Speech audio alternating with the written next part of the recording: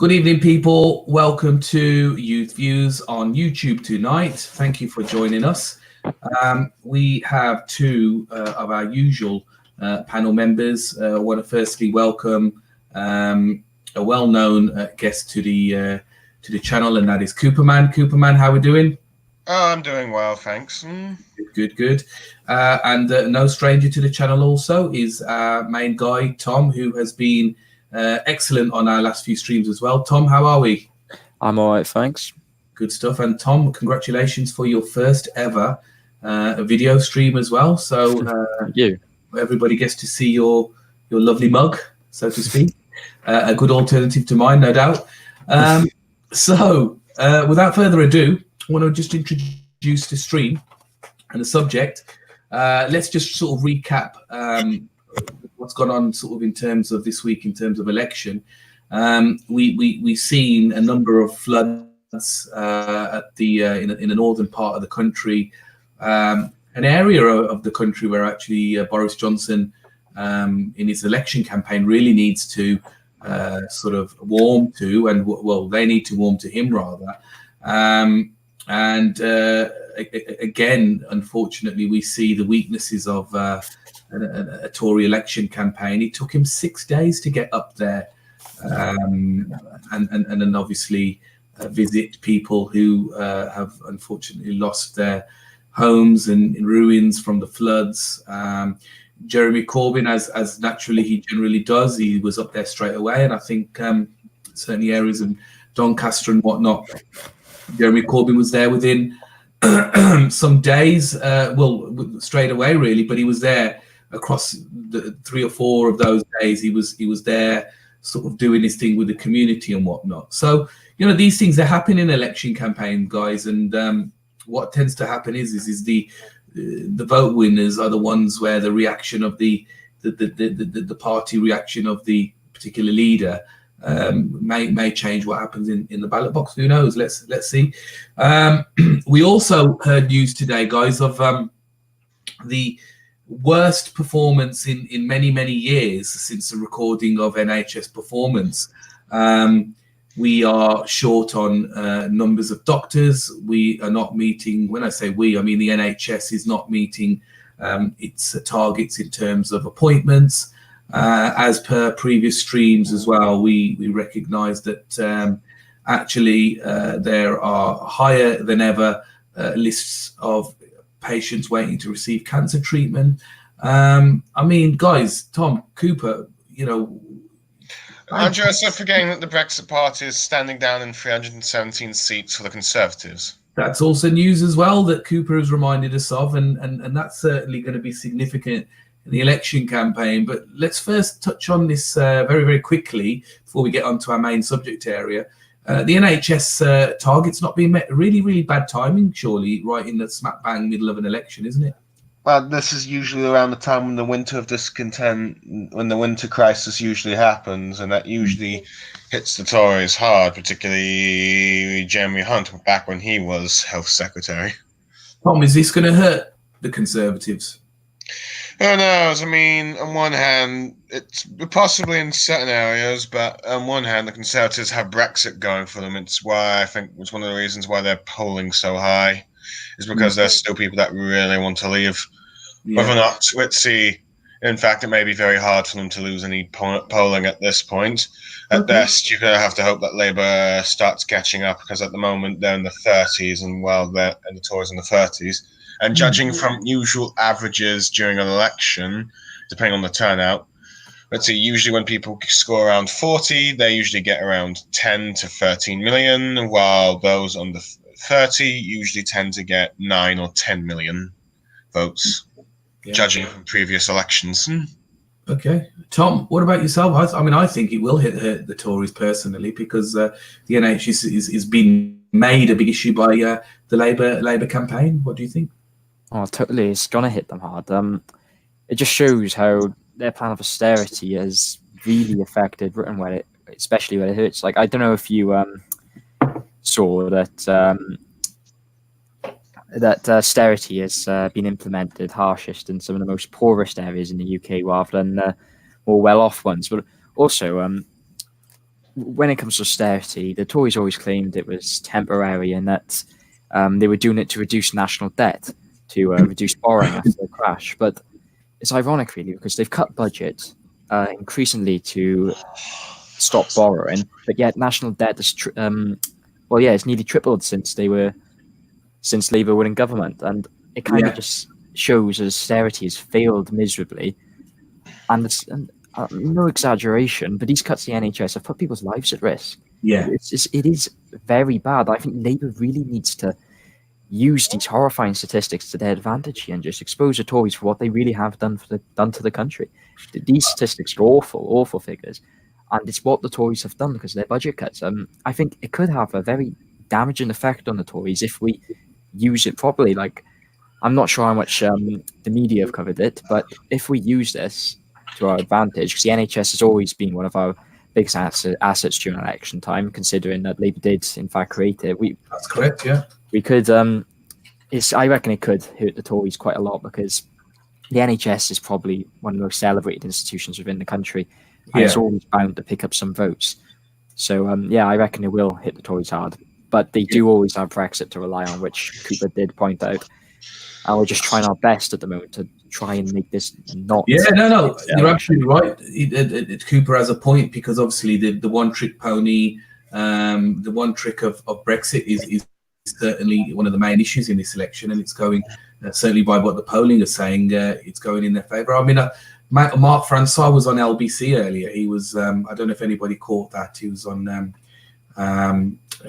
just before 7 o'clock, between 6 and 7. The final caller that came on to talk to Mark Francois absolutely ripped shreds out of him. He said, because Mark Francois was talking about how Labour created this argument he's trying to make around how Labour virtually bankrupt the economy. And this guy basically had this website up in front of him, and he said, I'm on this website now, which is called something like nationaldebt.co.uk or something like that. How much debt are we in? I can't remember the exact site. And it actually tells you by second how much debt the country is in going up. And he said, he mentioned something like we're in £2 trillion of debt, and you're comparing something like 800 billion from when the Labour government was in. And it's ludicrous, isn't it? It was ludicrous. You're absolutely right. Mark Francois had absolutely no answer. What he was trying to do was, and I think this is where the Conservatives are really missing a trick. There's really no facts or substance behind their arguments. There really is an arrogance behind their election campaign. They were just trying to play that trick that they were trying over the weekend in the front page splashes around Labour's manifesto would cost the economy 1.2 trillion. And actually, the presenter was really good. He said, listen, this guy's not come on to talk about politics. He's come on to talk about the economy. Can you answer the question? And he couldn't. And I mean, I only caught the last 10 minutes, but I'm sure it was a tough hour for Mark Francois, who is, in my view, one of the worst MPs ever. Yeah. So, So, no, Cooper touched on a point earlier in terms of the Brexit pact. I mean, guys, what do we think? Do we think that this the down in Conservative seats is, or currently Conservative held seats, going to help them help the Conservatives, or it's going to make it much harder for, Labour and Liberals to take the more marginal seats. In fact, for the Lib Dems, it might even be impossible for them to take some of the more harder targets, which have 10,000 majorities. It's very bad news. Possible to take maybe the ones that earn the few thousands, or maybe some of the ones at around 5,000 or 7,000. But it's become a lot harder now because there's not going to be a split Tory vote and all that stuff. Yeah. Granted, it's possible. I think Labour could take seats that belong to Amber Rudd and Anna Soubry, who they nearly got last time. But some seats around, 2,000, 3,000, 4,000, 5,000 would be a lot more difficult than they probably intended. Yeah. And the ones below 10,000 will be much more harder now, maybe even impossible. Granted, I'm currently canvassing to one seat today, And there's quite a lot of people there that do not really like Jeremy Corbyn. But hey. Well, what's not to like, eh? But that's a bit biased of me. Guys, let's get... Oh, wait, wait, hold on. Someone called the Individual says the Brexit party will take many levers from Labour, splitting a vote, allowing Tories to win. Labour leavers identify as Labour more than Brexit. Let's see, there's a few comments in the side chat you might want to take a look at. Yeah, I can see them. Yeah. I was just sorry. I think the reality is let's bring that up. The Individual says, you know, the reality is we do not know what will truly happen because this election is so fluidly moving. I mean, you had yesterday Mr. Farage talking about voting for the Conservatives. You have him today slagging them off, saying they're going behind my back and tapping up my MPs or potential MPs. You have his own potential MPs talking about how the Brexit party has let them down themselves and not returning their deposits that they've paid to secure a candidate position. It's a shit show. Let's be honest here. It's just an absolute.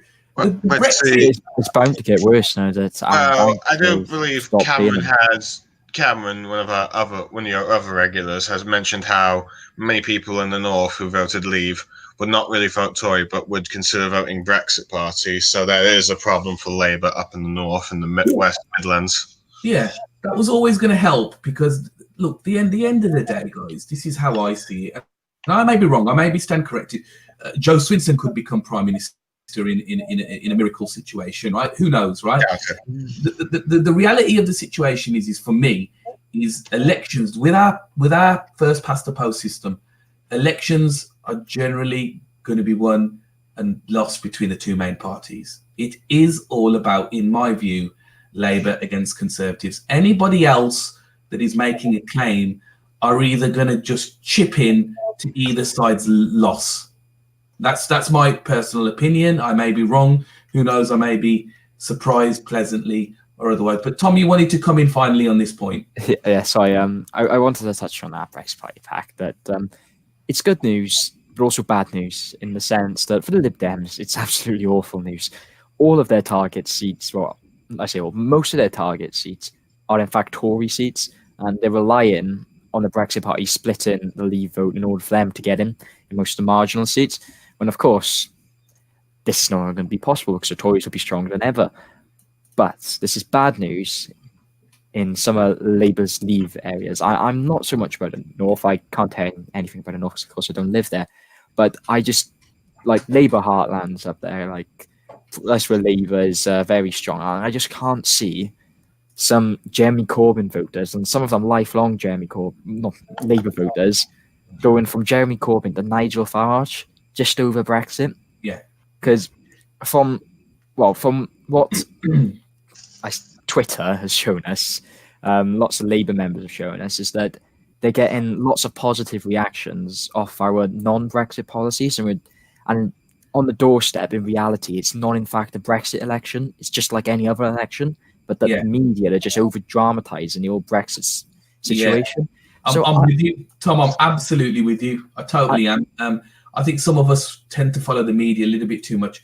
And let's not forget the media wants us to believe that this is a Brexit election because actually that falls in favour of the establishment. But, you know, there's people that are dying out there. There are people literally that have died because of austerity. There are people who are having to wait months and months and months for their cancer care. There are people out there that are homeless. You know, we've talked about this on his stream before. Do we truly believe that they give a shit about whether we leave the European Union or not? I seriously don't think so. But listen, guys, thanks. We've been about good 15 minutes on a weekly catch up. So thank you for that, guys. Viewers, I want to introduce tonight's main issue, and this is a brand new style of programming that we're doing on the YouTube channel today, and it's called Social Media Watch. And what that is our young enthusiasts, our panel who are with us today, and thank you very much for this, guys, have been going away in the week and basically just screen capturing a number of tweets and social media postings and website links and whatnot, basically to capture, to talk about and form an argument in terms of what we're going to be talking about tonight. And tonight's subject is, I don't know what happened there. That wasn't my phone, by the way, guys. This is the thing with live streaming; you can never predict what's going to happen. Yeah, tonight's subject that our panel have gone around the internet and done some research on is about anti-Semitism and Islamophobia. Now, we are in, if I can just share screens for a second in terms of introducing this, we are in a general election now, and I think most people who are of the Labour supporting side will know that, and this happened in the last couple of general elections, that the anti-Semitism card was going to be used in terms of opposition to Corbyn's Labour Party. I'm just trying to find this link. We saw this. Can everybody see that link? That screen share? Yeah, I can see it. Yeah. JC. The 8th of November. And this is a big statement, guys. This is a big deal. You know, this is basically the Jewish Chronicle appealing to our, as they say, so-called fellow citizens, with a view to basically trying to point out, in their view, that the vast majority of British Jews consider Jeremy Corbyn to be an anti-Semite. That's a massive claim to make. And in the most recent poll last month, the figure was 87%. And what today's feature is about, guys, and we'll obviously talk about this in more depth, is how anti-Semitism that's been reported to exist on the left or in the Labour Party is reported by the mainstream media. Not whether it exists or not. This is not what today's subject is about. Those arguments can go on forever. But it's actually what we're trying to focus on today is uncovering how anti-Semitism is reported against Islamophobia. Two vile concepts, two vile cancers in society that exist. And today we will hopefully give our viewers some insight into how these things are reported, and actually there will be an argument, or maybe there won't be, to suggest that actually the underreporting of certain elements of anti-Semitism actually strengthens the argument for those on the far right and make their case stronger for the hatred they make. So that's the setting our stall, really. The last screen that I want to show on this subject before I bring Guy Cooperman in is what happened today in terms of what the Independent were reporting in relation to Luciana Berger. Luciana Berger was an ex-Labour MP who left Labour. Does anybody remember what month? Yeah, Luciana Berger. She left Labour for Change UK, then left that party, and then joined the Liberal Democrats. That's correct. But what month was that? That was in February, I believe. That was when they left the party. Yeah. So Luciana Berger left the Labour Party to join us. You can even argue that's when polling went to completely messed up this for the entire year. Okay, well that's an argument. But here you go. This is what I wanted to share, guys. Former Labour MP demands anti-Semitism investigation findings published before general election. Just very quickly, let me give you guys a brief summary around that. Luciana Berger left the Labour Party with a number of other MPs, and the two main reasons for her leaving was a claim that anti-Semitism, which allegedly exists within the Labour Party, pointing to the leadership, i.e. Mr. Corbyn, and the other reason being the Brexit position of the Labour Party, which ironically the Labour Party ended up adopting, but that's for another day. Luciana Berger is a Jewish lady herself, and she was the MP for Liverpool Wavertree, one of the safest seats in the country, parachuted in a number of years prior, but that's not what we're necessarily here to talk about. But it's argued that Luciana Berger and a number of other MPs alongside her, when I talk about her, those I say, people like Chuka Umunna and Angela Smith, who also left the party with her, have said that Labour is institutionally anti-Semitic, i.e. that there's an anti-Semitism problem on the left, and that actually it is not only supported, but it's actually helped by the Labour Party leadership. Now, many on the opposing side to this argument would argue that this is actually a smear, and that actually it's not true that this exists. Jeremy Corbyn himself has come out and said, look, this does exist. It exists in very small numbers and very small pockets on the left. However, there is a belief that it exists more prevalently on the right. And that's an argument that is being continually used. Where we are today, I should say before then, is that a complaint then was made, and the EHRC decided that they wanted to carry out an investigation into the Labour Party, and they are that stands for the Equality for Human Rights EHRC Commission, and that is going to, or is currently, is investigating this accusation of anti-Semitism existing within the Labour Party. That's going to be concluded in January. And what Luciana Berger is saying in this article that I brought up for you viewers is that that conclusion should take place within the general election period to help voters decide. So without further ado, Cooper, I think what you wanted to talk about today was the point that the JC article that I shared earlier, and people like Luciana Berger, who are regularly saying that there's an anti-Semitism problem and that it's rife in the Labour Party. I believe your argument today is about actually. Well, it's more like the argument you've asked me to look into. But let's see. Okay, yeah, that's fine.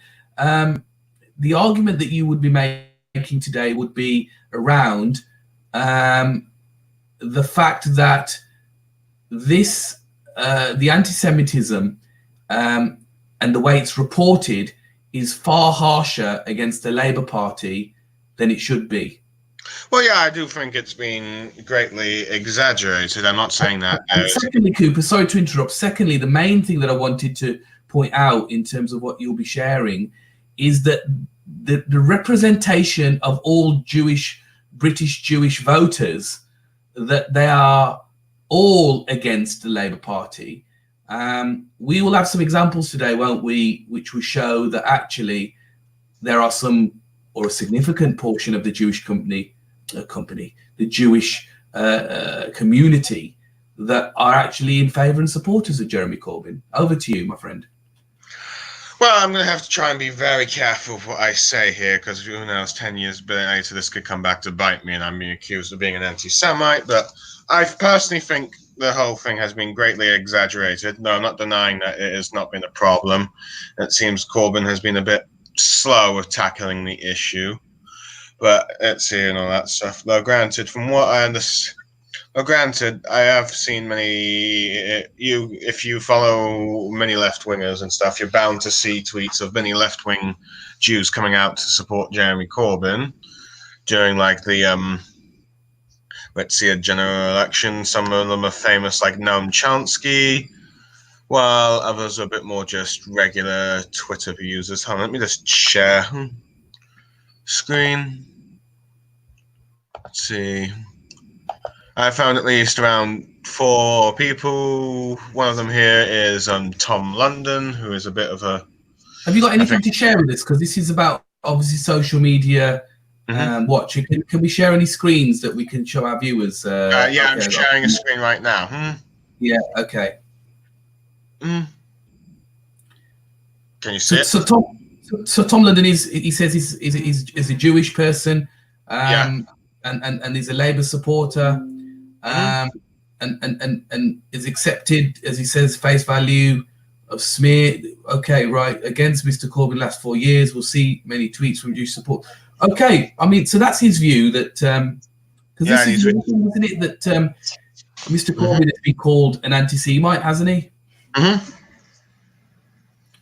Yeah, and it seems that he was retweeting from this Mary, who has been who is a Jewish teacher, and has used the hashtag Jews for Labour, which seems to be often used by many people who are Jewish. Let's see, which you can see quite a thread down here of quite a lot of people saying it. Let's see, other people includes this Abbey Vote Labour 2019, who's a member of the UK Labour and is fighting for a Labour victory in 2019 and for the end of austerity. Let's see, and she'll be tweeting this message until 12th of December. Followed here by someone called Richard S. saying, I am the son of German Jewish refugees from the Nazis.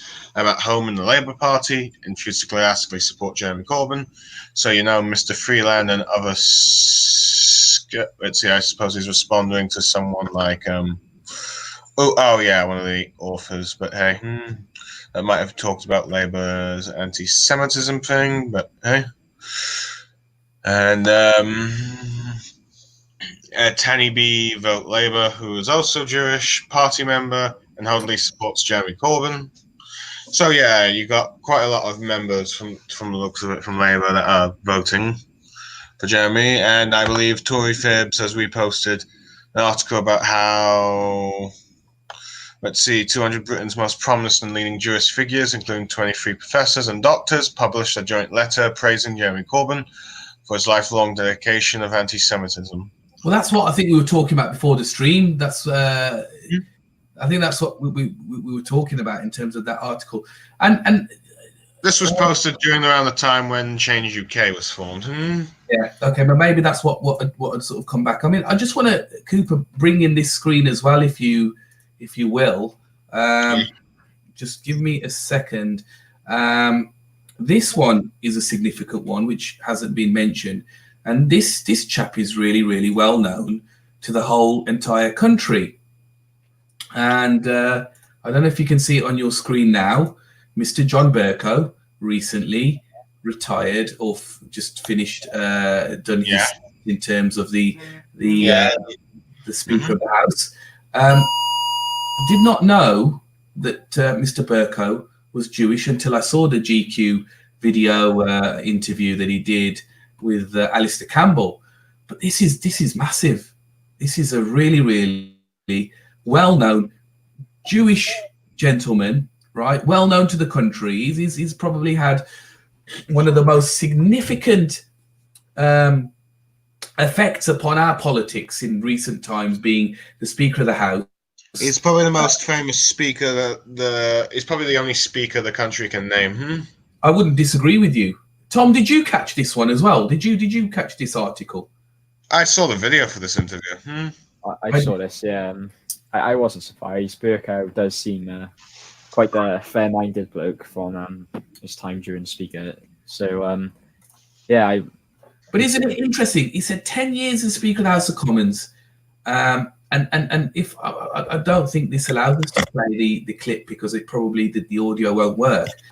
But he says he was very complimentary and very balanced, actually, Tom, in his interview. He said, listen, I can't tell you, I can't, qualify that this exists. It does exist, clearly. Anti-Semitism exists all over society, in all corners of society, all corners of the world, it exists. But what he said about Mr. Corbyn in the years that he's known him, he said that he is not an anti-Semite. And he said that I have never, ever, this was the significant point, Tom. He said, I have never, ever existed. And he said, actually, what he said was really interesting.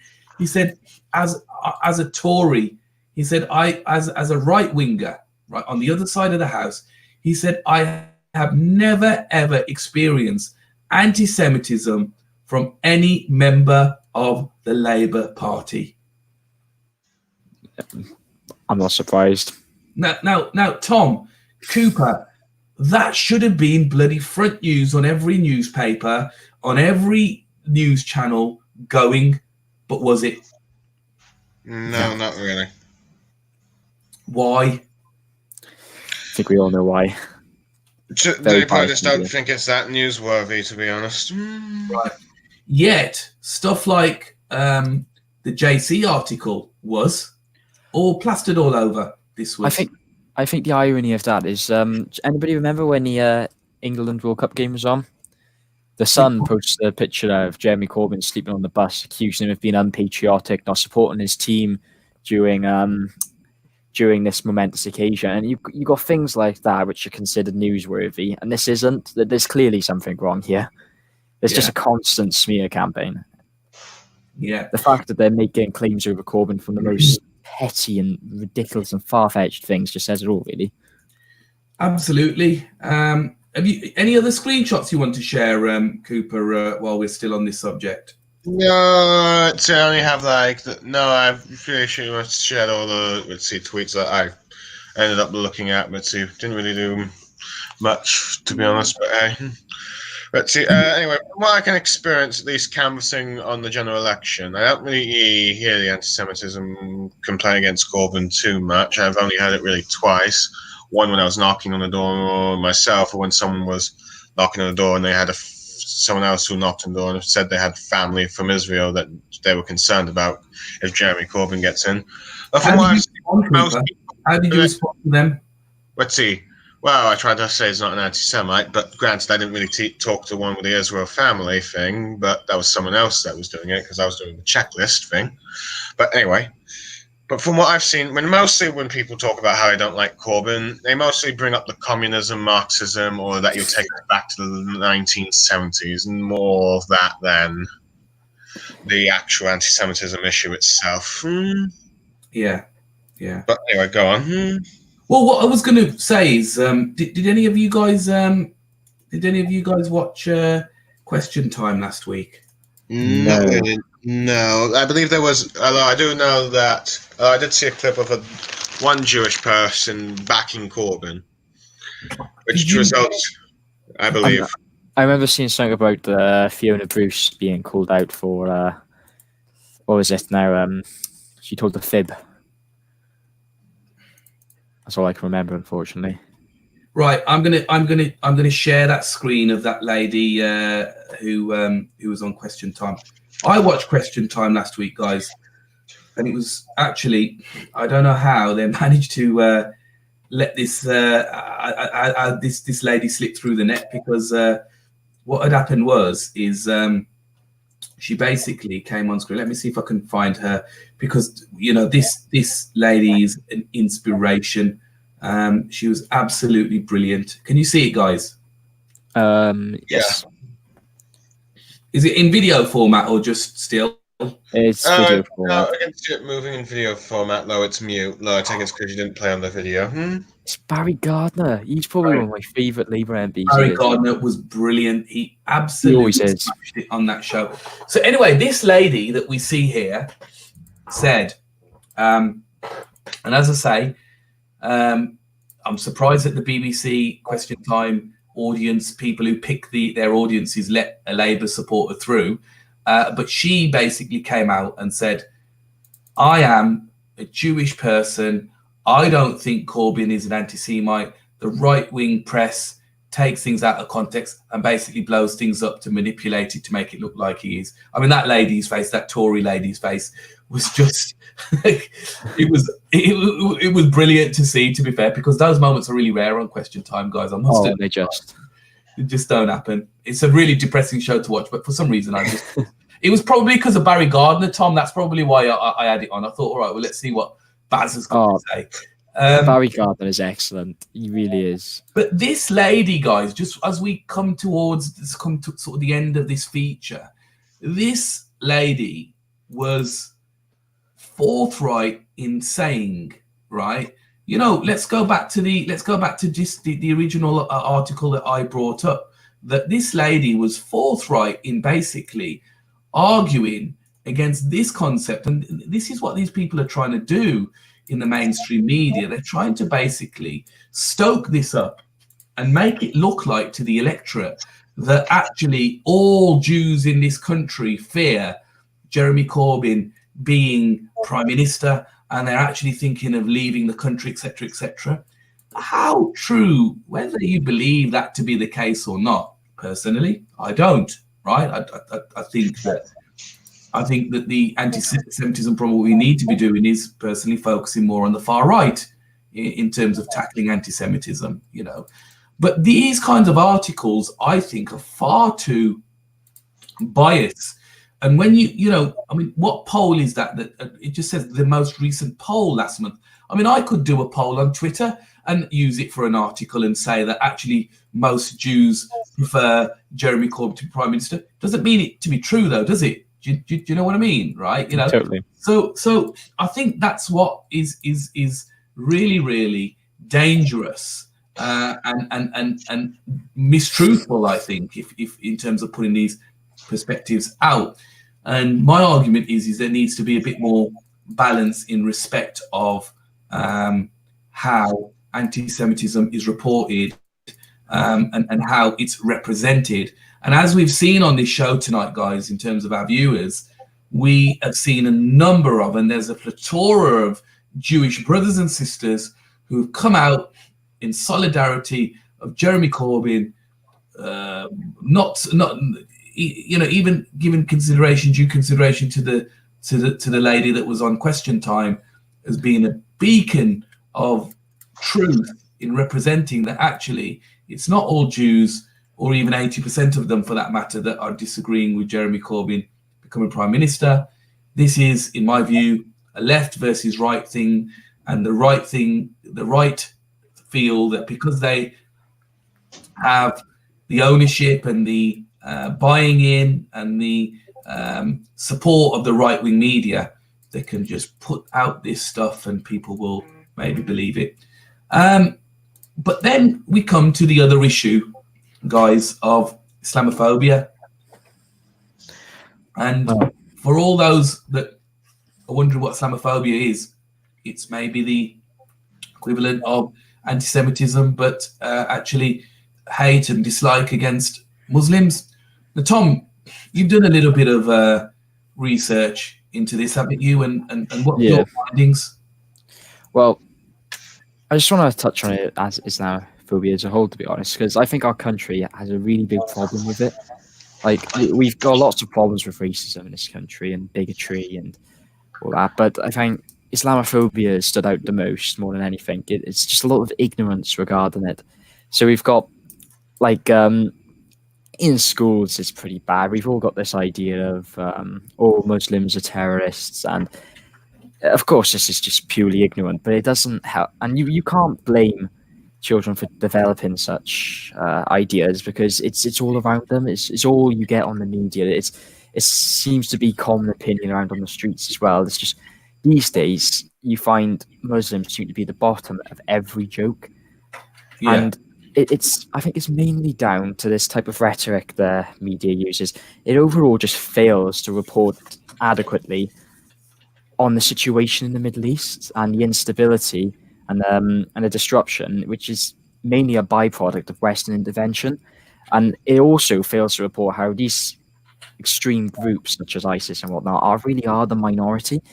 And it really doesn't help with very influential figures like Boris Johnson saying things like the burqa looks like letterboxes. And that's completely unacceptable, because that's just singling out and discriminating an already vulnerable minority.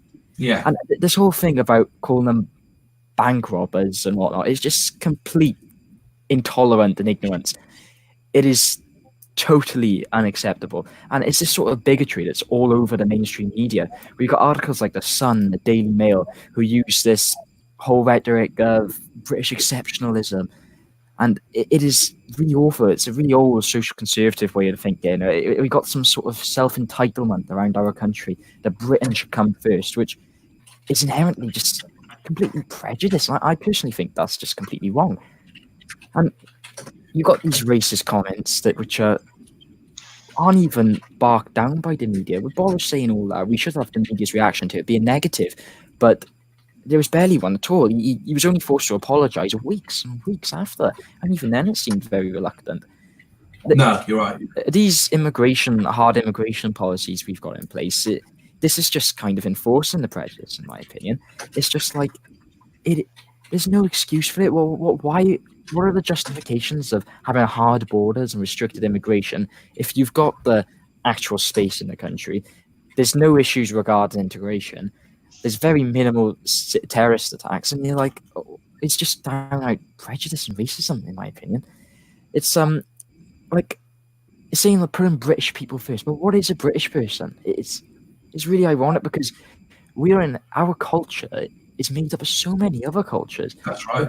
During the days of the British Empire, if anything, during the British Raj, British India, and the British rule, if anything, Britain got more Indian than India did become more British, because our entire cuisine, our fashion sense, all heavily influenced by India, especially. Our cuisine, needless to say, that some of our most common foods and takeaways are Indian, Chinese, and even all of our foods are marinated and seasoned, all using Indian herbs and spices that we got from being inherently multicultural, let alone fashion, which is heavily influenced by Indian silk. It's all of this idea of British exceptionalism, which really fuels the ignorance around Islamophobia, and it's just completely bigoted. And it's a huge issue in the Tory party, especially. Like, it's just so divisive when it comes to communities. You got people like Boris Johnson, like he's not just racist against Muslims, just anybody who's not a straight white British male. It's always the bottom of every one of his jokes. Like, as I said, he called Muslims letterboxes and bank robbers. He calls the French turds. He says the Commonwealth is full of piccaninnies with watermelon smiles. He compared the EU to Hitler. He joked about dead bodies in Libya. He called gay men tank top bum bodies. He compared gay marriage to bestiality, claimed the Turkish president had sex with a goat. And ever since all of these comments, there's been an increase in Islamophobic incidents within the Tory party. It's increased by 375%. It's having a huge effect. This is just pure intolerance and racism. And this media really doesn't help because it just enforces this rhetoric with this whole idea of British exceptionalism. It's just so much patriotism around some of the mainstream media, like the Sun and the Daily Mail. And this is personally what I think is helping enforcing this Islamophobia. It's just patriotism inherently leads to prejudice rather, and this is just a big loop. It's just well, I wouldn't say patriotism leads to racism. It's more like patriotism turning into nationalism. That's true. But patriotism in itself is completely illogical. Being proud of your heritage, what are you only proud of half your heritage? Because if you think about it, each human, it's been scientifically proven, that each human originated in Central Africa. So are we all going to be, patriots for the Central African Republic or something? Or are we only proud of half of our heritage? Where is the logic? What's the point of being proud of a bit of soil? Oh yeah, my soil's better than yours. It's to prioritize your country first is totally prejudiced because there's no difference between a British person or a French person. There's no excuse for it. We bleed the same blood, don't we? Sorry? We bleed the same blood. Exactly. It's just completely vile. And I think this is the issue with social conservatism, these old views like this. It's bigotry at its finest. And this is a huge issue within the Conservative Party because they've just failed to tackle it completely. Boris they called for an inquiry into anti-Semitism, but Boris, in fact, cancelled it, didn't he? And it's been revealed that 25 sitting and former Tory councillors have been exposed for racist material and Islamophobic material on social media, on Facebook and Twitter. One of them claimed that Muslims want to turn the world Muslim. He called them barbarians and the enemy within. And that's the thing. Did you see this on mainstream media? Did you see this on BBC News or ITV News? No, of course you didn't. It's just this sort of racism is just casualized. And things like people finding things like the letterbox joke funny, and people are like, oh yeah, it's true though. It's like, no, it is just absolutely disgusting, and it's just been casualized and it's become the norm. and we got to stand up to this sort of racism. It's like it's no different to anti-Semitism. I'm not denying that it's a problem, but there's universal problems regarding racism across the country. And there's only one of them is being reported, and that's because it's a good way to smear a particular party. There's just so many agendas behind it, and the mainstream media is incredibly biased, in my opinion. There's just, and especially like considering that I talk about agendas, like you see all the resignations from the Labour Party regarding anti-Semitism, and they get so many there's so much attention, but yet that never does that happen when it comes to Islamophobia within the Tory party, especially since it's been going on for such a long time. But yet there's no coverage on how the the Tory party is completely radicalised in these past 3 years. Like, if you look at Boris's policies, his Brexit stance, and the fact that he's gone into a pact with Nigel Farage, and the rampant Islamophobia that we're seeing, you would never have expected to see that in Cameron's Tory party. You never expected David Cameron's Tory party to align themselves with Nigel Farage. Many people say that the Tory party has become over these past 3 years. Many people will say that the Brexit party is the new UKIP. It's just branded differently. Yeah, it's just completely. It's like with Nigel Farage, like the fact that he was ex-UKIP leader has just been completely ignored or overlooked when now he's leader. Absolutely, people forget. People forget. The media that helps them forget, you see, Tom, isn't it? It's the mainstream media that portrays. I mean, look, Nigel Farage is, for example, appearing on Question Time tonight, right? Oh God! On Question Time tonight, he has had. There is nobody in politics who has been on Question Time more than Nigel Farage. And he will rack up another appearance tonight. Can I ask you, is he standing for Parliament? No, he's not standing for Parliament. No, he's not. He decided not to. He's recently taken down half of the people who were going to stand for Parliament. So that makes him even more insignificant, right? Yet he makes it onto Question Time. The flagship, there you are, flagship channel for politics on the BBC. I mean, that's enough. That tells you enough, doesn't it? Yeah, it's something I was going to touch on earlier was about the Brexit Party was how this pact is effectively suicide for them in many areas. Because the main thing getting them votes was I was going to say they're quite a threat to some Labour Leave areas like Wales, where people still have quite a large mistrust in Labour and see them as an establishment party because of the Blair days, and are still sceptical of Corbyn. But they see it's quite an anti-establishment feeling around here, and this is where I thought the Brexit party was a bit of a threat, because they are promising this Brexit and with all this anti-establishment feeling around themselves. But people detest the Tories around here. But now that he's had this pact with the Tories, it's kind of killed that entire feeling completely.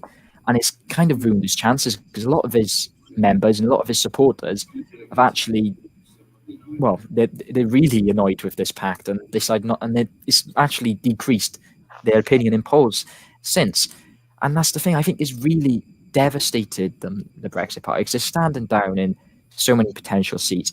And now, because they've revealed themselves as basically one of the biggest establishment party going, they're losing so many votes in these areas, and it's almost been a suicide pact for them, because what it does is it props up the Tories. It gives the Tories a lot more safety in some of their seats, especially the marginals. And all he's doing, he's kind of recognised that it's between Labour or the Tories, and he's decided to pop up the Tories, even if it's to the expense of his party, and it kind of just shows his true colours there. And that Brexit is not necessarily his number one priority, and I will always be keeping Jeremy Corbyn out of number 10. And I think that's really what he's done. He's killed his party completely, and his potential MPs are furious, and it's proven to be a complete disaster electorally wise, this pact. But yet he goes ahead with it, even though there's no clear benefit for him, purely because for them, a Tory government will always be better than a Labour government, of course, for the Brexit party, because they are a very far right party. Bringing it back to the Islamophobia then, Tom. Bringing it back to the Islamophobia. Yeah, sorry, it was a bit off topic. No, it's all right. We do often go on to tangents on this show. So Yeah. Well, So what have you found social media wise then, which would indicate that they may or may not be a bias? well, I was like I was saying earlier with those Tory councillors with those very well offensive comments like the enemy within barbarians. There's no excuse for that. Completely none. But yet it wasn't on mainstream media, and yet even on Twitter, I'm just not seeing anything about Islamophobia. It's just going completely unnoticed. It's worrying, really.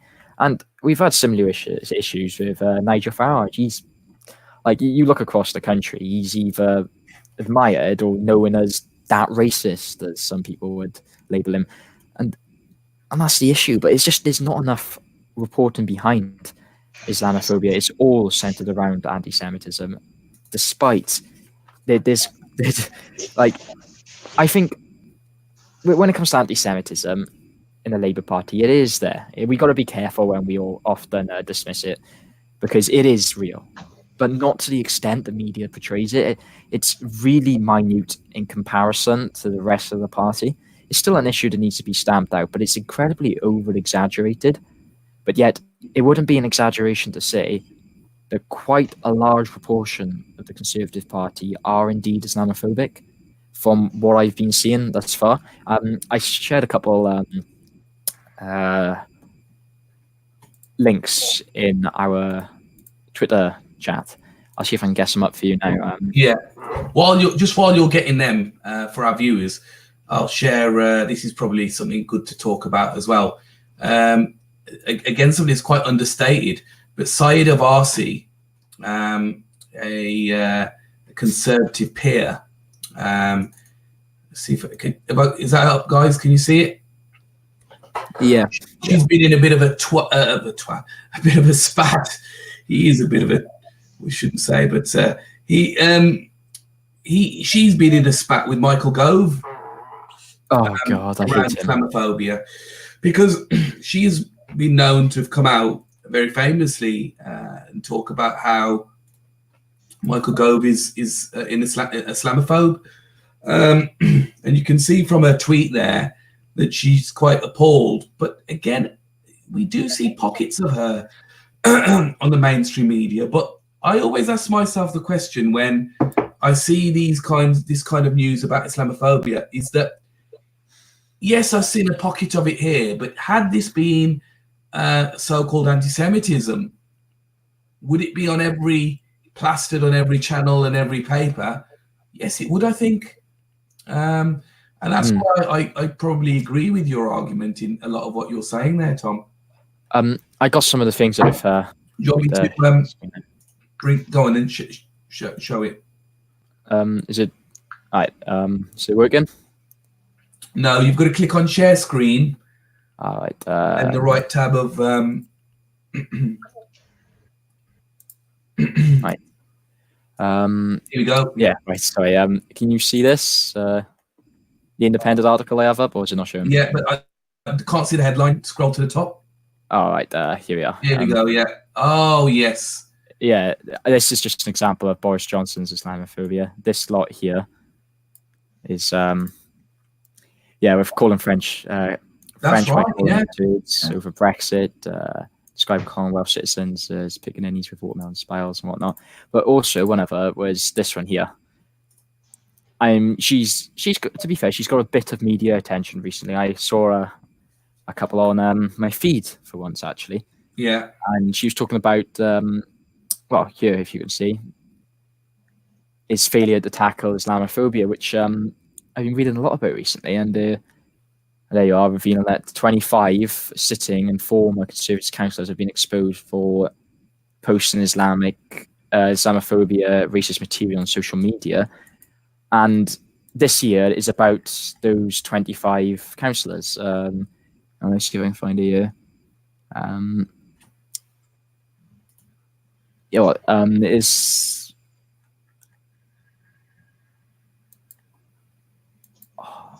There we are. Here it is. See, this one here. Yeah. These are some of the articles I found earlier. Not many. But yeah, there's but yeah, Mr. Dacey, the MP there, was brilliant in the House of Commons.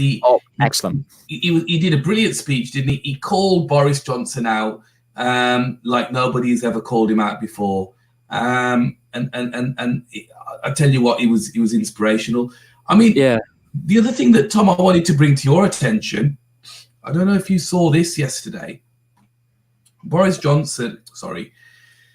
Well, we've got this thing with Boris Johnson, haven't we, that wherever he goes, he gets heckled. And it's not really working too greatly whenever he's heckled wherever he goes up and down the country. But yesterday, one of the first incidents of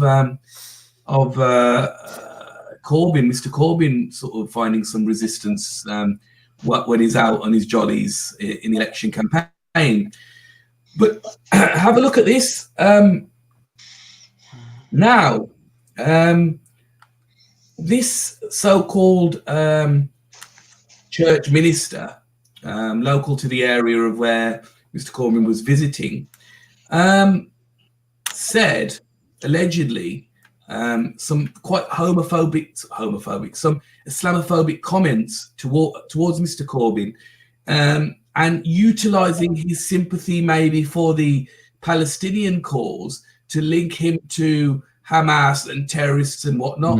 Now, many commentators have come out and said, and I will try and find Ash Sarkar while I'm talking, but many have come out and said that he made some Islamophobic comments against Mr. Corbyn and Muslims, and how he branded and the terminologies he was using, the tropes he was using. However, interesting how the article I've just shown up, Tom, makes no mention of that.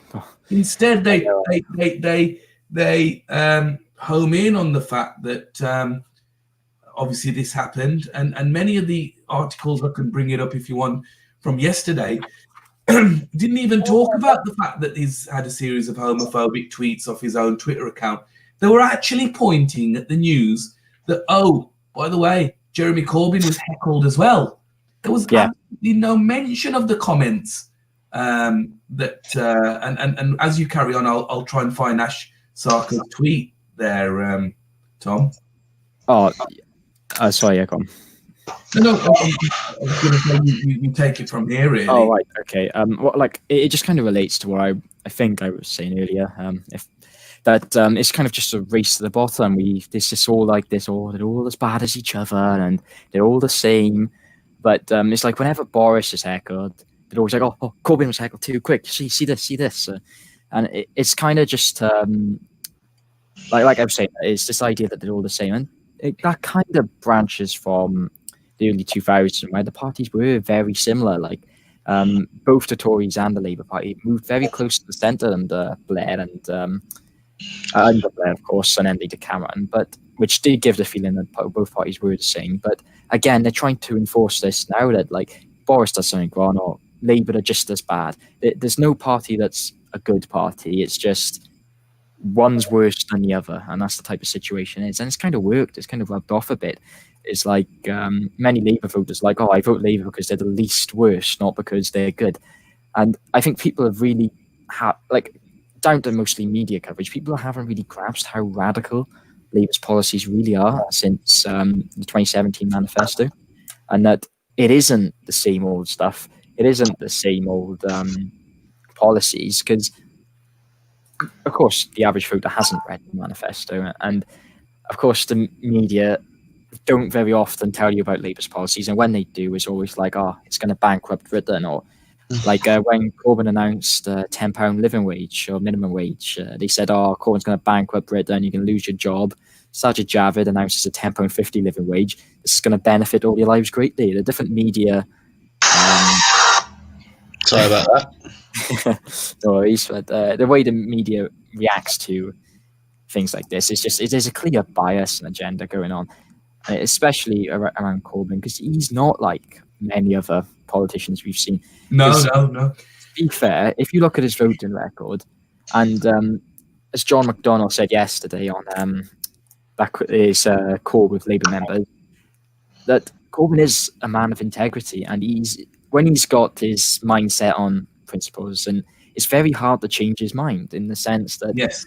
he's very principled. And if you look at his voting record, he's always voted with peaceful intentions, voted against That's he's right. voted against the party whip so many times as well. And that's the thing about Corbyn. People often criticise his leadership, and I'm a huge fan of Jeremy Corbyn, but to be fair, he's not a leader to an extent. He's a campaigner, an excellent campaigner, may I add. I think John McDonnell's more suited to the role of party leader. He seems to be more savvy when it comes to party politics within Parliament. But he's our leader, Tom, and that's how he is. I just want to bring up that Ash Arcard tweet that you can see on the screen now, maybe. Yeah. This is what I was talking about earlier. This was the attack, and I think if you see underneath, she was retweeting a Paul Brand tweet where he quotes what this guy had said to Jeremy Corbyn.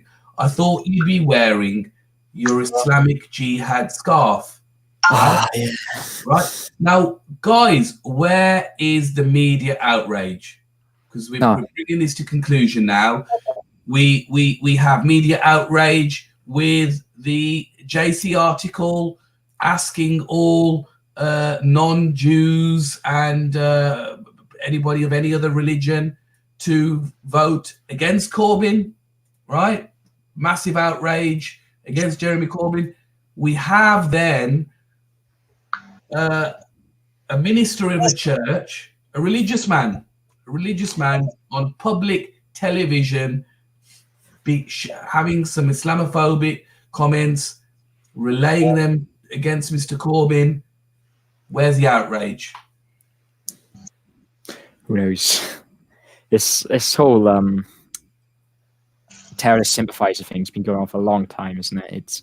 It seems very desperate to me because it's pretty obvious that Corbyn is not. And I think, Tom, what Ash says in her tweet is 100% spot on.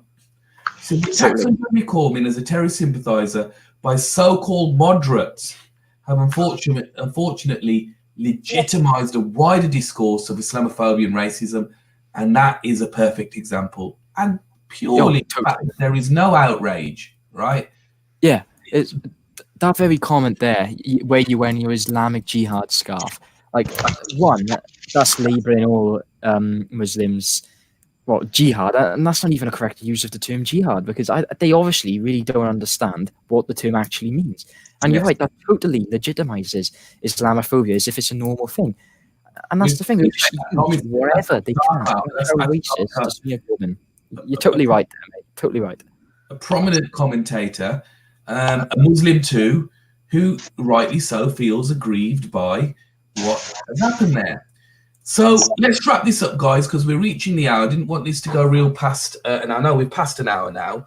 Cooper, man, is there any final comments that you've got on the Islamophobia? I know you've been quite quiet since Tom's been doing his thing. Is there anything that you want to finally say on that, on the Islamophobia? Well, from my understanding, let's see.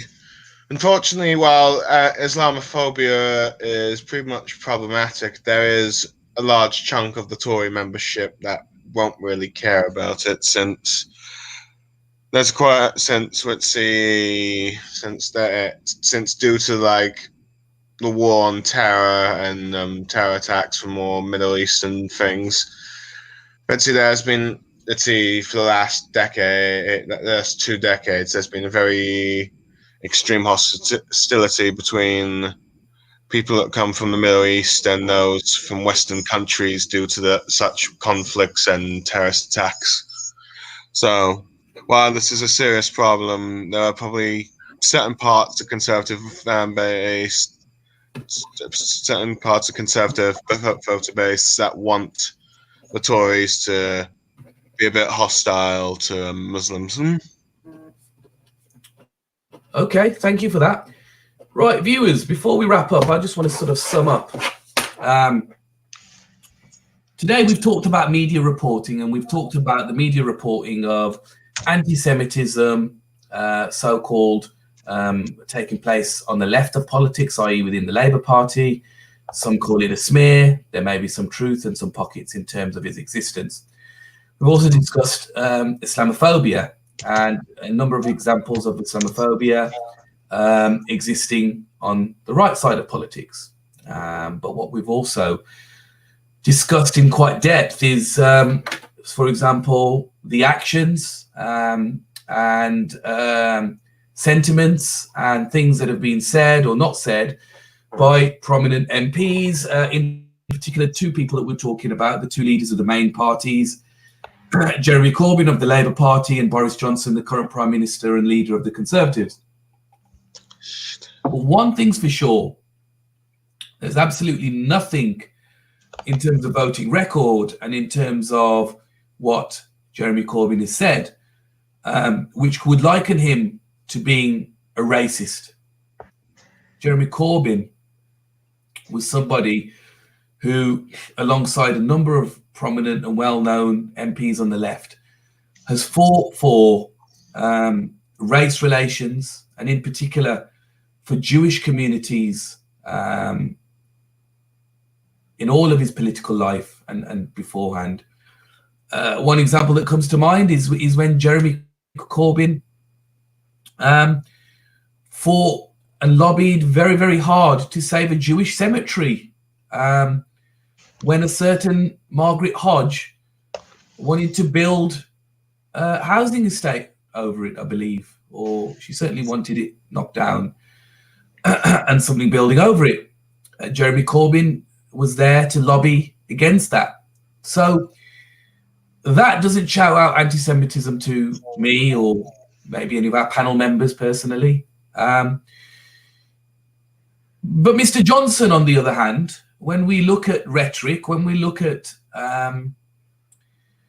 things that are said, when we look at actions, Tom has provided a number of examples referring to black people as with watermelon smiles, pickaninnies. He's even been homophobic, referred to homosexual and the gay community as bum boys, right? To name but a few. In terms of the Islamophobic side of things, he has referred to, as Tom alluded to earlier and mentioned, that he's written an article calling Muslim women letterboxes. And so that's on record. You know, there's nothing about that can be changed or said. We have two grave examples there of very, very, very, very, very clear racism and racist language used by our Prime Minister, with then a very normalised approach thereafter and a defence for much of what he said.